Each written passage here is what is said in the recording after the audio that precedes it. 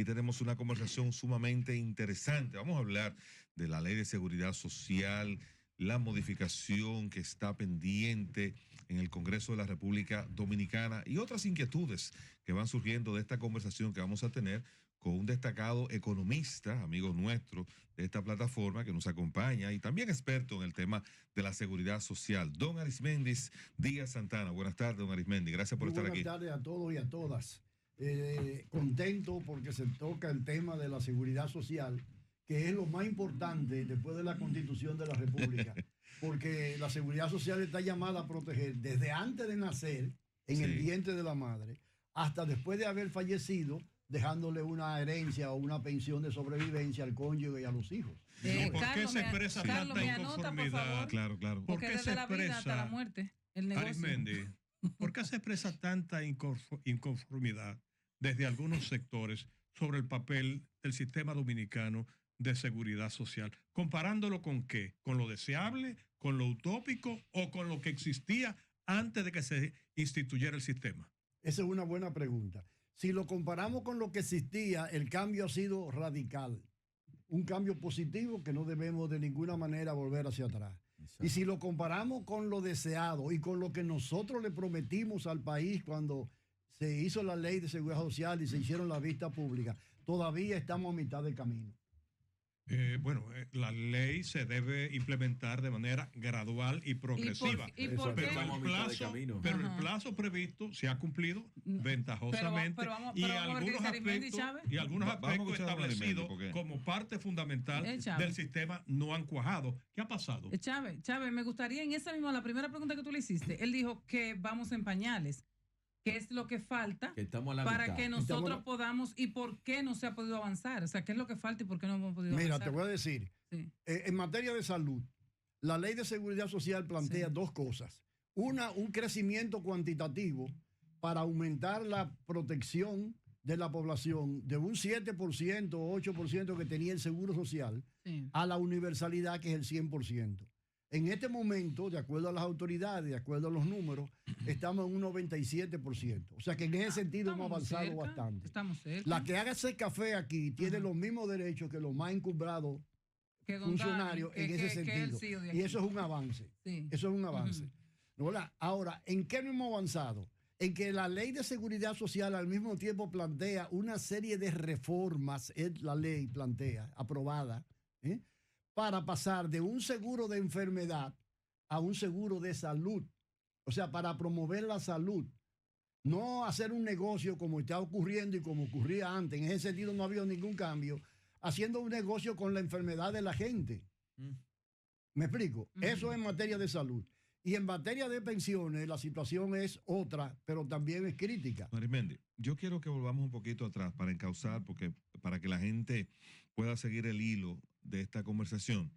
Estamos hablando de la Ley de Seguridad Social que fue aprobada en el año 2001, donde esa ley, pues, dicho por los expertos, hay aspectos que no se llegaron a cumplir en cuanto a su ejecución. Y ya estamos hablando entonces de la modificación.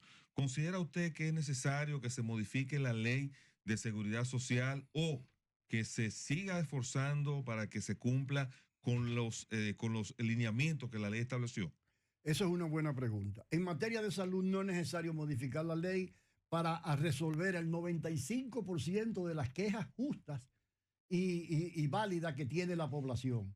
Porque, por ejemplo, ahora mismo todavía tenemos un gasto de bolsillo de un 44%. O sea, para que los amigos nos entiendan, de cada 100 pesos que se gasta en la República Dominicana en materia de salud, todavía 44 salen del bolsillo de la población. Eso quiere decir que los más pobres van muy forzados porque o dejan morir un familiar o tienen que endeudarse y entrar en la quiebra, que es lo que quería la ley de seguridad social evitar.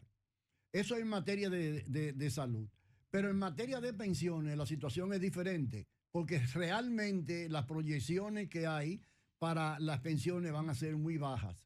Y van a ser muy bajas por varias razones. Permítanme ponerle una sola en este momento.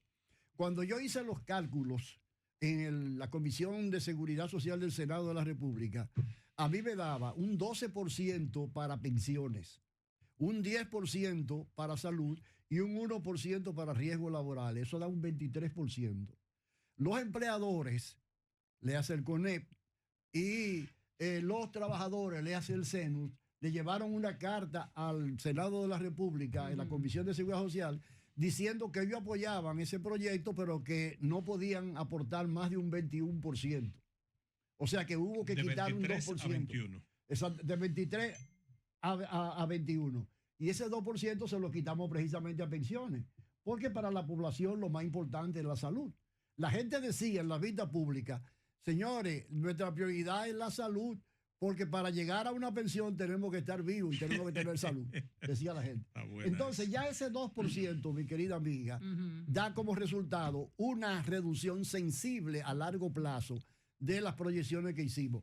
Pues, por eso fue precisamente que pusimos en la ley que a los 10 años había que modificarla para hacer esas adaptaciones. Lamentablemente pasaron esos 10 años, no se hizo nada, pasaron 20 años, no se hizo nada. Estamos en el 24 años y esperamos que esta vez se haga algo en ese sentido. De modo que, en síntesis, si bien en salud no es necesario modificar la ley para mejorar la suerte de los dominicanos, en pensiones sí es necesario modificar la ley. Entonces, yo voy a ir por parte, porque lo tenemos aquí y es un tema muy interesante y no es bueno como, ¿verdad? Claro. Vamos a analizar primero la parte de la salud. Usted dice que para darle calidad del servicio en salud no es necesario modificar la ley. Ahora, por ejemplo, ¿hasta dónde esa ley es competente para el grito al cielo, por ejemplo, que tienen los ciudadanos y las ciudadanas que tienen que ir a consumir en salud con su carnet de seguro? O sea, y que ven que en ese carnet no tienen la cobertura necesaria, que ven que en ese carnet, por ejemplo, no tienen la cobertura de medicina, que los médicos al final terminan cobrándote lo que ellos quieran y que tú no importa lo que tú estés pagando en salud. O sea, y yo no estoy hablando solamente del seguro del gobierno, yo estoy hablando incluso hasta las personas que tienen seguros premium. O sea, el Vía Crucis es igual para todos. Y el seguro del gobierno, por ejemplo, solo tiene una cobertura en los hospitales. O sea, ¿hasta dónde realmente esa ley es competente para estos fines? Porque usted dice que posiblemente en esa materia no sea tan urgente la modificación de la ley. Precisamente por lo que tú estás diciendo. Los problemas que tú estás señalando se resuelven sin necesidad de modificar la ley. ¿Cómo se resolverían? Por ejemplo, en materia de salud. Por ejemplo, uno de los factores que más atormenta a la población en este momento es el gasto en medicamentos. Entonces, la ley de seguridad social se planificó y se aprobó sobre la base de prescribir medicamentos genéricos, o sea, lo que le llaman los expertos bioequivalentes, medicamentos de alta calidad, pero que no son patentados, no son de marca. O sea, que no responden a los intereses de la farmacéutica. O sea, eso quiere decir, mi querida amiga, que por ejemplo, un medicamento genérico te puede costar 4 veces menos que el medicamento patentado. ¿Tú entiendes? Pero nadie lo indica eso. Entonces, mientras tanto, por razones de presiones de los grupos interesados que tú conoces, aquí se está permitiendo que los médicos prescriban medicamentos de marca. ¿Y por qué los médicos prescriben medicamentos de marca? Porque esos grandes laboratorios internacionales le dan una comisión por esa prescripción. Ahí lo dijo. Entonces, esa es una forma de resolver el problema, número uno. Y número dos, en materia de atención primaria, la atención primaria que es, miren, en este momento, según los expertos, hay 3.500.000 dominicanos que tienen hipertensión o diabetes y que no lo saben porque no tienen la opción de un chequeo médico preventivo. Entonces, ¿qué quiere decir eso? Que si nosotros aplicamos la atención primaria, muchas enfermedades complejas mañana, hoy pueden, porque son simples, resolverse fácilmente y eso produce una economía de recursos y además una mayor extensión de los años de vida saludable. Y así podemos seguir señalando. ¿Cómo es posible, por ejemplo, que a pesar de que la ley lo establece claramente, que todavía los que se pensionan no reciben un seguro médico, cuando en esa edad es que más necesitan una prescripción médica? Exacto. Y así podemos poner una serie de ejemplos más. Arismendi, lo de la atención primaria sigue siendo una utopía en la República Dominicana porque los médicos no quieren ir a los hospitales públicos, quieren estar en sus consultorios privados, cobrando lo que la ley no manda, lo del copago, que eso aquí no se ha cumplido. Pero mi pregunta va en el orden de los retiros. Hay que trabajar 30 años y acumular 360 cotizaciones. Cualquier dominicano trabaja 30 años y se va con una pensión que no cubre lo necesario.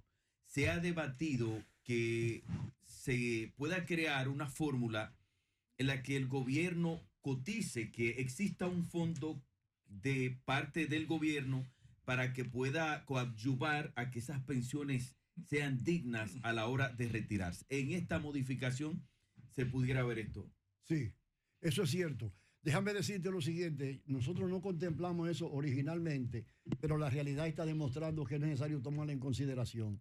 Nosotros quisimos originalmente excluir al Estado como Estado del aporte al contributivo, bajo la premisa de que como es una ley universal, tiene que atender a los más pobres fundamentalmente. Entonces es un problema de recursos. Si los recursos se destinan a lo que son trabajadores asalariados, entonces no alcanza para darle a la población más pobre y vulnerable. Ahora, en la práctica, dado que los salarios aquí son muy bajos, son salarios precarios, parece que va a ser necesario que el Estado ponga una parte del dinero para completar esos servicios y darlo con dignidad a la población. Porque hay personas que trabajan 30 años, se van con una pensión de 20,000, 25,000 pesos, pero el gobierno, el presidente tiene el poder de otorgar de forma solidaria una pensión de 100, 50 y 80,000 pesos. Y ahí como que la gente se siente indignado, ¿no? Así mismo.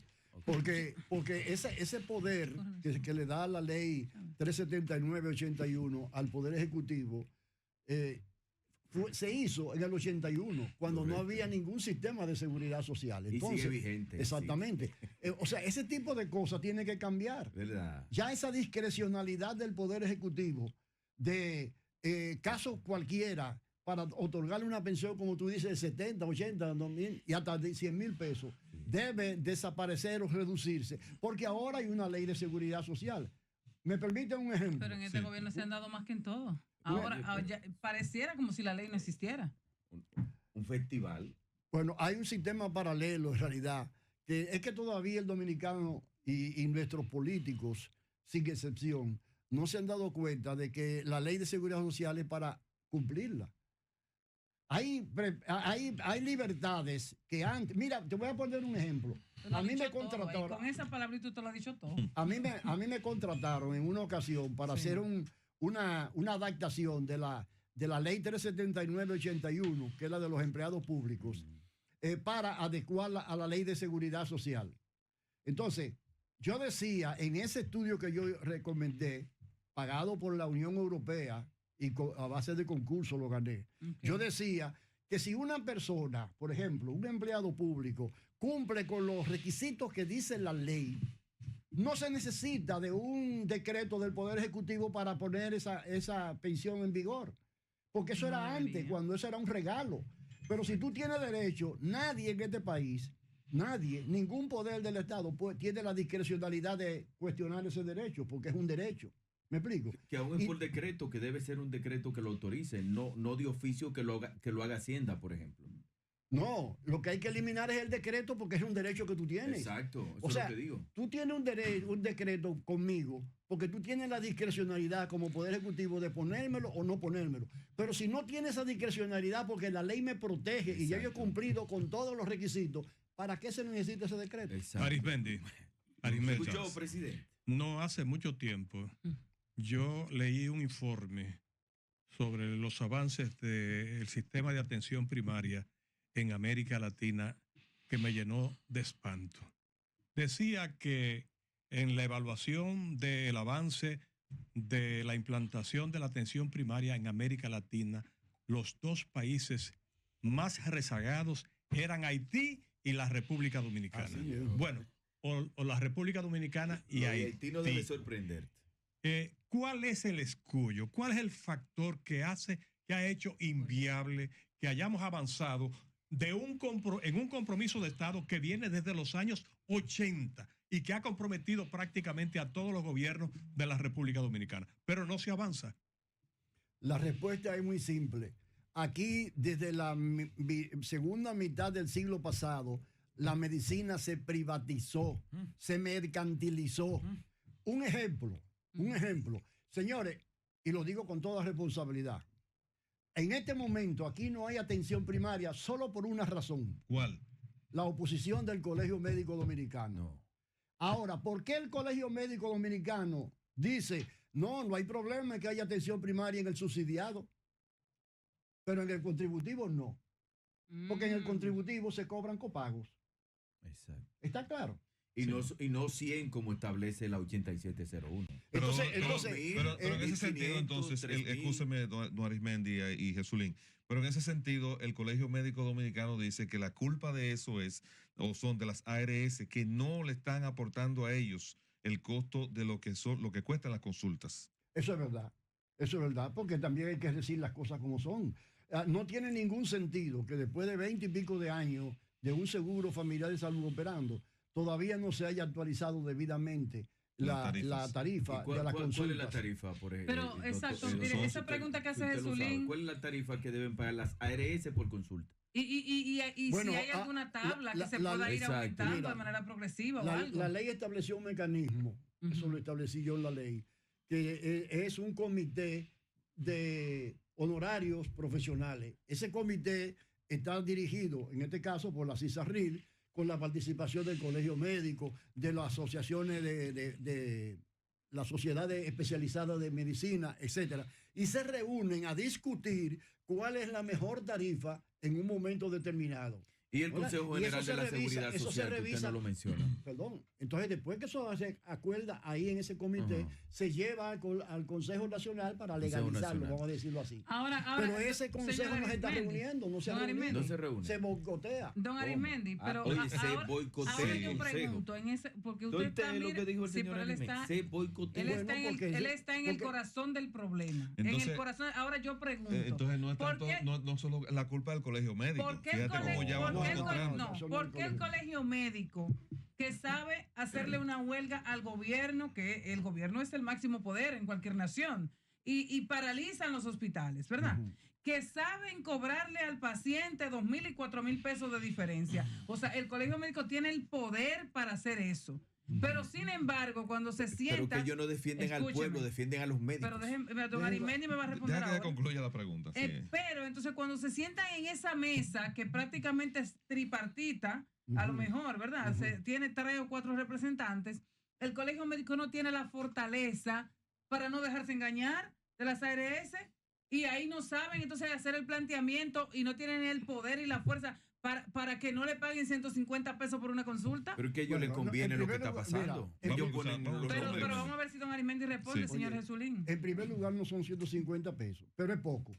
Es poco, lo digo yo con toda responsabilidad. Ellos ahora dicen que son 500, a veces 200 pesos. Ahora bien, ¿tú sabes por qué eso no se hace? Porque el día que se establezca en ese comité que estamos hablando una tarifa justa, vamos a suponer 1.500, lo que tú quieras. Yo no te voy a decir cuánto ahora. Oye, el día que se establezca eso, tiene que desaparecer el copago. Exacto. Y a esos médicos no les interesa que desaparezca el copago porque ellos son los que deciden, como tú dijiste, cuánto cuesta la consulta. Mire, déjenme poner un ejemplo. Un ejemplo para que la gente entienda. Mira, el copago es ilegal porque no está en la ley contemplado, ni mucho menos. Y hay un principio constitucional de que nada puede gravarse que no sea por una ley, algo así, ¿no? ¿Verdad? Bueno, número 1. Número 2, sin embargo, el Consejo estableció un copago, por ejemplo, de un 20% cuando tú vas a hacerte una serie de análisis. Bueno, es ilegal, pero cuando tú sales para tu casa con una lista de análisis, ya tú sabes que va a pagar un 20%. ¿Verdad? Claro. Si es medicamento, ese sí lo dice la ley, cuando es medicamento ambulatorio, tú tienes que pagar el 30%. Cuando tú vas con esa prescripción a la farmacia, tú sabes que va a pagar el 30%. Pero cuando tú vas al médico, tú no sabes cuánto te va a cobrar. Porque es el único copago que no tiene límite. Pero en la farmacia, ni porcentual ni absoluto. Hay otra alternativa, porque las farmacias muchas veces te deciden qué medicamentos te cubren y cuáles medicamentos no. No, las farmacias no deciden eso. Puede ser que alguna en particular. A veces tienen o no tienen el medicamento. Pero la farmacia no lo decide deciden, pero son muy pocos los que nos cubren. En el catálogo no hay nada. Oye, una de las distorsiones que hay aquí, porque en el fondo aquí hay una serie de gente que no quiere la ley de seguridad social. Porque la ley de seguridad social implica disciplina, implica control y además le transmite al afiliado un poder que él no tenía antes. Te voy a poner un ejemplo. No lo estamos usando, que conste. Exactamente. Tenemos el poder, pero no lo estamos usando. ¿Cuál es ese poder? Mira, el poder es el siguiente. Cuando tú vas al médico, en primer lugar, tú como afiliado tienes derecho a escoger la ARS que tú quieras. Puede ser la pública, puede ser la privada, etcétera, etcétera. Ese es un poder que no tenía el afiliado antes. ¿Y a partir de cuándo eso? Porque generalmente cuando usted lo contrata en una empresa que comienza nuevo, usted cae en un sistema. No, pero eso son deformaciones, pero eso no es lo que la ley dice. Además, pero usted se puede mover. Además, la ley es reglamento, exactamente, la ley es reglamento dice que al año tú te puedes cambiar. Y nadie te lo puede impedir. Pero me castigan. Me exigen una serie de requisitos previos. Está bien, vamos a suponer que eso es así. ¿Para qué usted se va a mover si todas te están dando lo mismo? Pero en ese caso eso no es un problema de la ley. Es un problema de las distorsiones, ¿no?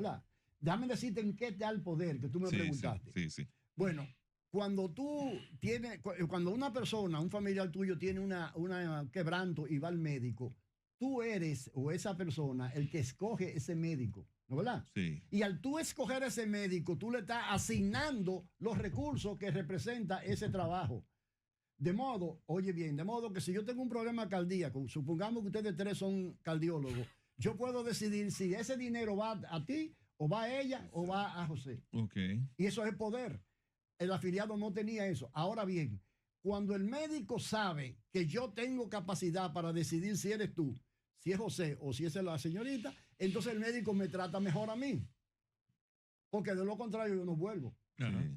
Pero si es un empleado público, si es un médico público, en un hospital público, yo no tengo ningún poder de decisión. No importa lo que le haga. Y no solo eso, lo más grave, suponte tú una señora que va al hospital público a atenderse y la citan para la semana que viene y ese médico no va ese día porque... Oye, eso es dignidad. No. Una persona que no sabe quién lo va a atender, a quién le va a tener que contar sus intimidades y sus limitaciones. No, hombre, es una desconsideración. Don Arismendi, tenemos 40 años en esa condición. Usted está hablando de poder de decisión. El director nuestro tiene uno, porque me dice que tenemos que irnos a comerciales, pero ya regresamos para seguir conversando con usted. Director, seguimos ahora por la Super 7. Aquí están las consultas a Don Arismendi. Díaz Santana fuera del aire, el economista y experto en seguridad social. Don Arismendi, los planes de promoción y prevención, Jesulín, usted que estaba enterado de eso. Sí. ¿Qué ha pasado con eso? El experto está citando aquí una fórmula que la gente desconoce. Exactamente. Y son los programas de prevención y promoción. Y aquí las personas que se acogen a este programa estarían libres de copago y de los pagos que se hacen en consulta y del pago que hay que hacer en las farmacias a la hora de adquirir Jesulín, pero ¿y cómo la gente accede a eso? Que lo explique el señor Arismendi. Lo va a explicar. ¿Cómo la gente accede a eso? A la maravilla que acaba de decir Escuchemos a Don Arismendi. En el plan básico de salud que establece la ley de seguridad social, el primer componente, el número 1, es promoción y prevención. Por eso le llaman PIP. Y en ese renglón, por ley, todo está exonerado. Exonerado quiere decir que ya está cubierto con el aporte que te hacen a la seguridad social. En consecuencia, las administradoras de riesgo de salud tienen ese programa. Lo que pasa es que no se conoce suficientemente. Y en ese programa, la persona puede ir a médicos especialistas en atención integral. No puede ir una persona con un problema complejo. Tiene que ir una persona que está comenzando a tener algún problema o que sencillamente quiere hacerse un chequeo. Pero ¿cómo encontrar eso? Porque lo normal es, por ejemplo, que a mí me duele el estómago, yo voy a un gastro. Pero ¿cómo yo llego? O sea, ¿dónde llego? ¿A cualquier clínica y pido ese tipo de programa? ¿O hay centros especializados? No, lo que tú tienes que hacer es consultar a tu ARS o entrar a la página de esa ARS y tú vas a encontrar un programa que se llama PIP. Pero entonces, en ese programa, la ARS tiene una serie de médicos, de los cuales tú puedes escoger al que tú quieras. Tú vayas, asiste a ese médico, no tienes que pagar ningún copago. Cuando te manda a hacer una serie de análisis, claro, son análisis de laboratorio de ese nivel. No de un cáncer, estoy hablando claro, no de un cáncer, sino de un nivel primario. Una evaluación. No tiene que pagar. y cuando te prescriben medicamentos no tienes que pagar. Y te lo estoy diciendo yo, que no solo hice la ley, sino que soy un beneficiario de ese sistema. Pero, don Arismendi, lo más elemental es la promoción y la publicidad de ese programa, y eso yo no lo escucho en ninguna parte. Bueno, la ley de seguridad social en su artículo 6 dice que hay que hacer unos módulos educativos para formar a los niños, desde los niños hasta los estudiantes universitarios, conociendo sus deberes y derechos en la seguridad social, y eso nunca se ha hecho. Ese trabajo no es de la DIDA, mi señor. De la DIDA, Dirección de Información y Defensa de los Afiliados. Le corresponde información y defensa. Arismendi, desde el primer día en que arrancó el Sistema Dominicano de Seguridad Social, bajo la responsabilidad original principalmente del senador Iván Rondón y justamente del profesor Arismendi Díaz Santana, hubo un flujo de información dinámico y permanente para educar a la población y darle la información necesaria para que todos los sectores de la sociedad dominicana conocieran adecuadamente sus derechos. Cuando tú fuiste como primer director general del Consejo Nacional de Seguridad Social, que yo tuve la oportunidad de acompañarte en esa etapa inicial. Tuve el privilegio de contar contigo. No, la verdad es que yo soy testigo de excepción de los esfuerzos que se hicieron permanentemente para educar, para informar a todos los sectores de la sociedad dominicana sobre sus derechos. Tú saliste en algún momento de esa posición en el Consejo Nacional de Seguridad Social y yo siento que se ha caído la dinámica de información y orientación sobre los derechos de los usuarios del sistema. ¿Qué ha pasado? Bueno, eso ocurre muchas veces en la República Dominicana, no solo en la seguridad social, en cualquier área. Lo importante, sobre todo ahora, sí hablando de la seguridad social, es que se escojan funcionarios que tengan pasión, que realmente les duela ese sistema y que lo defiendan y trabajen para engrandecerlo y fortalecerlo. Eso no necesariamente ocurre porque a veces tú sabes que eso se reparte por razones políticas, lo que fuere, y entonces llega alguien ahí que dice, bueno, ¿cuál es lo mío? ¿Qué es lo que hay que comprar? ¿Dónde está mi vehículo? ¿Qué es lo que yo voy a ganar? Y pone en un segundo o tercer plano realmente su función. Su función. ¿Me explico? Entonces, esas son las cosas que hay que tomar en consideración. Claro, como tú dices, Iván Rondón, Arismendi Díaz Santana y el primer Consejo Nacional de la Seguridad Social, estábamos tan comprometidos con ese proyecto nacional que trabajábamos 24/7 prácticamente. Pero ahora no necesariamente ocurre así, a pesar de que hay funcionarios muy buenos en este momento, pero no necesariamente yo siento un equipo. Que en ese aspecto se siente más el esfuerzo de información en ese aspecto del sistema previsional, específicamente en el área de las pensiones, de la superintendencia de pensiones, donde inclusive se han venido dando informaciones que indican que inclusive con las nuevas reformas que se han hecho en lo que tiene que ver con la inversión de los fondos de pensiones, eso ha logrado impactar positivamente las expectativas de crecimiento de las pensiones que van a recibir los afiliados. ¿Es así? Eso es cierto, pero déjame ponerte otro ejemplo, porque hay que ser crítico, pero reconocer también. Sí. Por ejemplo, ahora tenemos un director de la DIDA, que ustedes ven que está tirado a la calle en medio, vamos a decirlo en términos vulgares, defendiendo.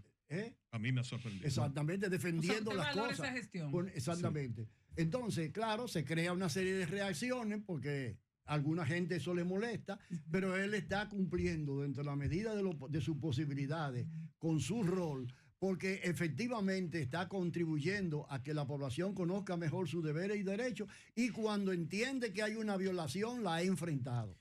Y eso son cosas que es importante reconocer. Don Arismendi, háblanos sobre el impacto de la inversión de los fondos de pensiones en beneficio justamente de los afiliados. Bueno, mira, hay un refrán popular que dice, no se pueden poner todos los huevos en una sola canasta. Cuando comenzó la Ley de Seguridad Social, no había un mercado de valores en la República Dominicana capaz de absorber el flujo de esos ahorros. Por lo tanto, eso fue fundamentalmente al Ministerio de Hacienda y al Banco Central. Llegó un momento al principio que era como el 80-83% de todo el dinero que estaba en manos de esas dos instituciones, que a pesar de que son del Estado, son solventes, pero no dejan de ser riesgosas, ¿verdad? Progresivamente se ha ido diversificando esas inversiones y hoy no llega ni siquiera al 60% lo que está entre Hacienda y el Banco Central.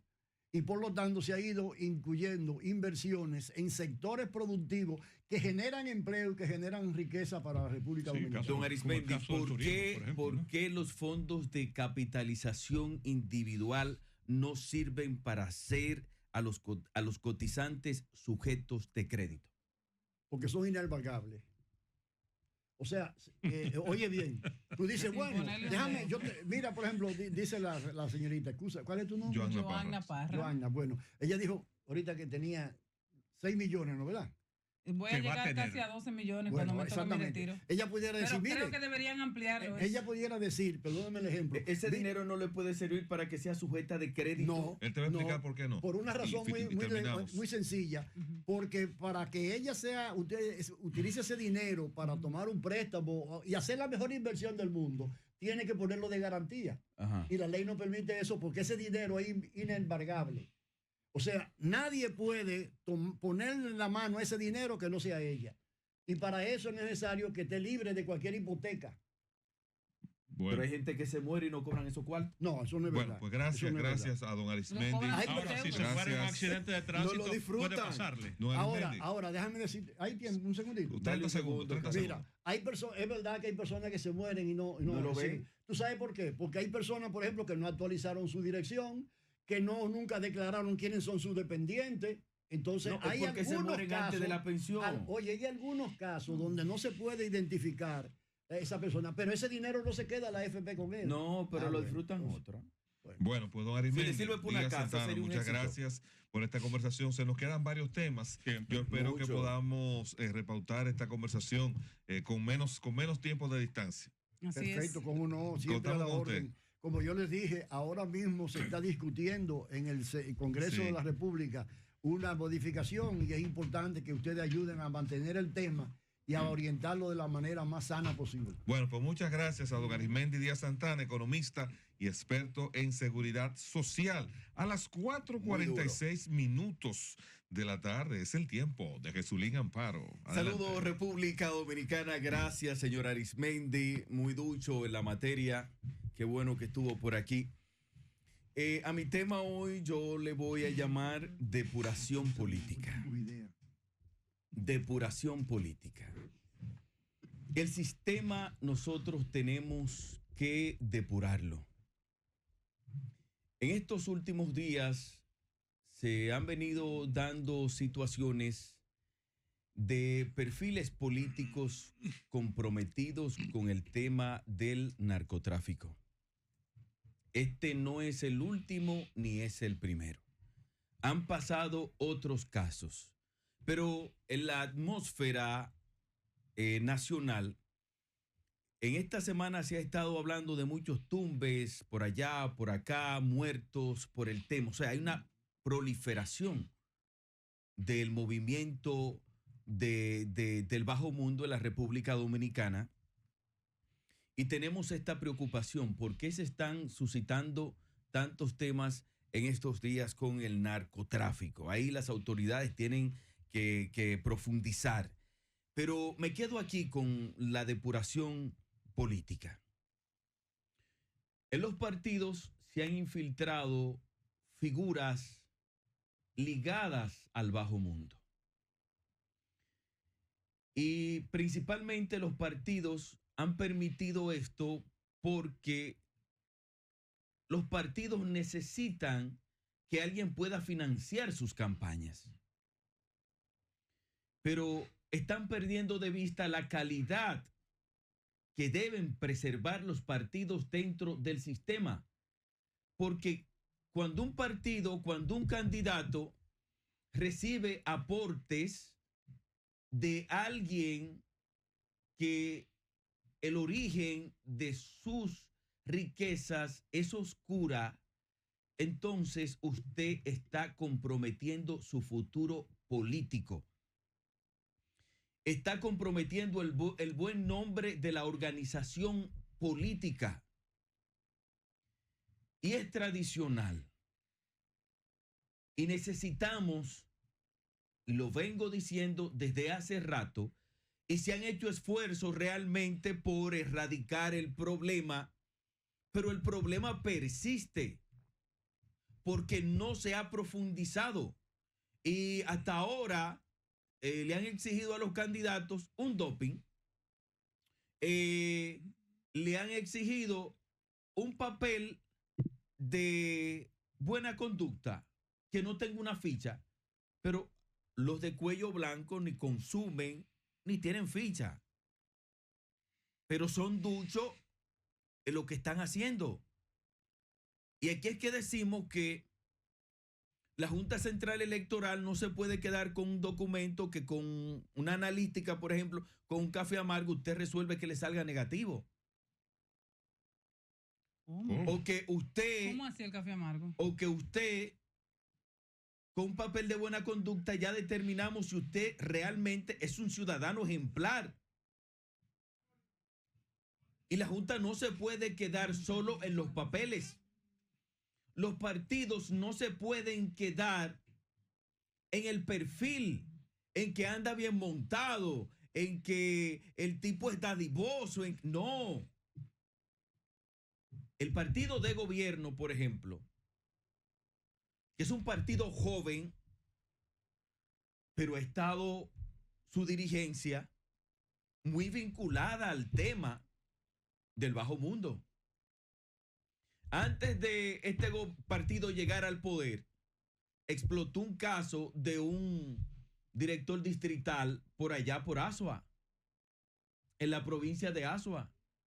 Y desde ahí se han venido suscitando otros casos hasta el regidor de la circunscripción 1 del Distrito Nacional, si no me equivoco. Pero no es desde ahí, No es desde esa fecha, No, Eso tiene unos antecedentes sí, mucho pero más tempranos. Que ha sido vistoso en el partido de gobierno, ha sido recurrente en el partido de gobierno. En todos los partidos de gobierno, sí, todos. Pero aquí, don Chávez. Y te voy a dar algunos datos que tú deberías conocer. Perfecto, pero usted lo puede citar, pero es por todo el sistema. No lo hago solo por el PRM. Pero aquí ha sido recurrente. Y nosotros tenemos que preocuparnos. Los políticos decentes, los políticos que queremos preservar la pureza del sistema político, tenemos que preocuparnos por ese tipo de personas que quitan a un dirigente de vocación, a un líder comunitario, a un líder social, a un militante, lo desplazan porque no tienen recursos para costear sus campañas. Y son avasallados por ese tipo de gente que llega a los partidos y no son depurados ni por los partidos, ni por la Junta Central Electoral, ni por los organismos de inteligencia. Y luego entonces los partidos son cuestionados. Totalmente de acuerdo contigo. Y por uno pagamos todos. En el PLD, para no pecar de injusto, en los gobiernos han pasado situaciones con personas que han sido imputadas por corrupción. Vinculados a los presidentes. Pero usted sabe qué hacen los de afuera. Meten a todo el mundo en la misma funda. Claro. Ahí son ladrones todos. Hasta los que no han nacido son ladrones. Y si usted lo defiende, usted la bocina. No. O sea, el refrán ese popular, pagamos todos juntos por pecadores. Sí. Yo no voy a decir que en el PRM todos son narcotraficantes, porque ahí no todos son narcotraficantes. Ahora, pero los partidos tienen que cuidar la integridad de sus partidos para cuidar el sistema. Yo quiero apoyar y afianzar o reforzar ese punto de vista y esa preocupación que tú expresas sobre la presencia del narcotráfico en la actividad política dominicana.